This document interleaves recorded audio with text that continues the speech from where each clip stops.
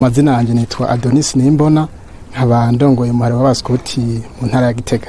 Iki gikorwa cyo gutanga amaraso twagitunganije mu ntumbero yo kwibuka wadutangurije umuhari wacu w'abaskuti, aho duhimbaza imyaka 164 iheze wadutangurije umuhari w'abaskuti avutse. Rero iki gikorwa dukoze uyu munsi ni gikorwa gisozera ibindi bikorwa twari tumazemwo imisi mu ndwi yahariwe umuhari w'abaskuti. Twarakoze ibikorwa bitandukanye, twaragiye gufasha abagwaye mu bitaro, turanasukura amabarabara mu kibana aho tubaye.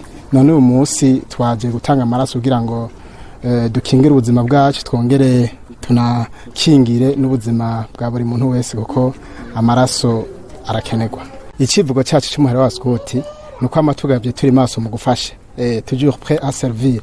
Rero akamo twotera abandi banyamihari ndetse n'abandi barundi bose nuko bo kwijukira gutanga amaraso, kuko iyo utanze amaraso uburoko ubuzima bw'iwawe n'ubwa mugenzawe, kuko turakunze kumva ko amaraso ku bitaro bitari bike akunda gukena kubura. Niyo mpamvu rero natwe nk'umuhari w'abaskuti tuvuga tuti reka dukora ico gikorwa kumbure cofasha abandi kigafasha n'igihugu muri rusange. Hariho abari baje gutanga amaraso bwa mbere, baje nabo nyene batinya, mugabo bamaze gushika bakabona ingene bigenda basanze ari ibintu bitoya cyane gose.